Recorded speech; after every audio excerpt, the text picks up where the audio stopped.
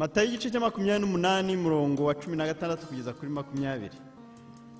Nuko abigishwa 11 hano mwibuke ko Yuda yari yamaze kwiyahura atarakiri mu bigishwa be, bajya i Galilaya ku musozi Yesu yabategetse.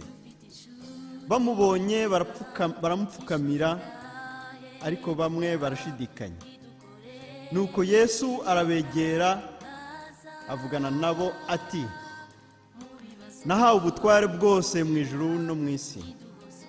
Nuko mugende muhindure abantu bo mu mahanga yose abigishwa, mubabatiza mu izina rya Data wa twese n'Umwana n'Umwuka wera, mubigisha kwitondera ibyo nababwiye byose, kandi dore ndi kumwe namwe iminsi yose kugeza ku mperuka y'isi.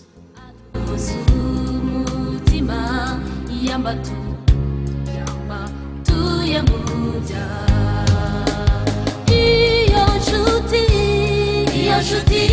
ni Yesu, inshuti dahemuka, emerere umutima inshuti ukuri. Iyo nshuti ni Yesu, inshuti dahemuka.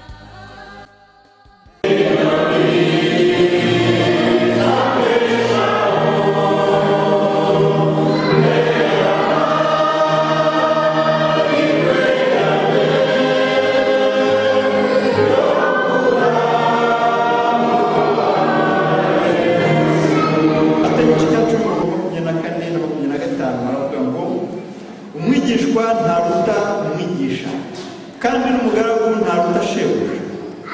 Birahagije ko umwigishwa amera nk'umwigisha n'umugaragu akamera nka shebuja. Ikibazo tugomba kwibaza muri iki gitondo ni mbese kuba turi hano bisobanura ko twemeye kuba abigishwa ba Yesu. Inyigisho tubonera kuri we zigeze hehe? Mbese turakura turajya mbere, turaharanira gusa nawe kumera nkawe, cyangwa dushimishwa gusa no kuba twarabatijwe tuba tuza gusenga ku Isabato? Ibyo bikaba bihari.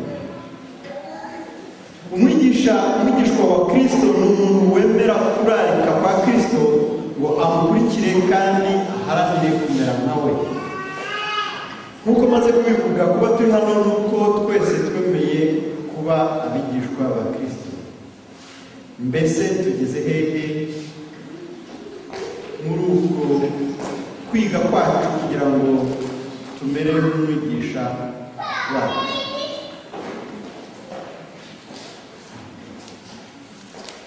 Abigishwa rero dushinzwe kwiga inyigisho z'umwigisha wacu.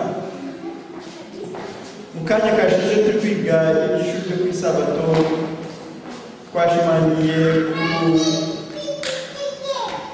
ku byerekeye akamaro ko kwiga kumenya neza umwami wacu, Imana yacu, kugira ngo tubashe kumukurikira, kumukorera no kumwamamaza.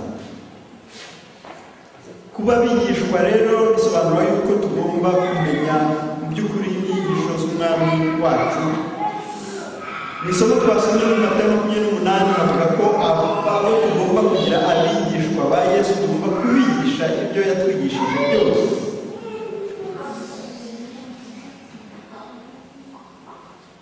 Icyambere cya Petero igice cya 2 murongo wa 9 hadusobanurira inshingano z'abigishwa ba Yesu, z'abemeye kumukurikira nk'abigishwa be.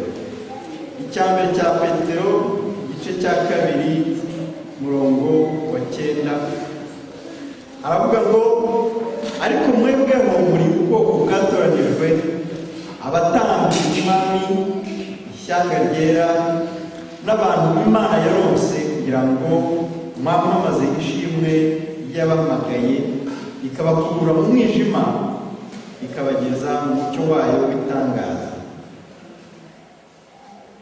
Kuba turabigishwa rero ntabwo tugomba kwicara gusa ngo dusome Bibiliya dusenge, ahubwo dushinzwe no kwamamaza ishimwe ry'uwaduhamagaye akadukura mu mwijima akatugeza ku mucyo.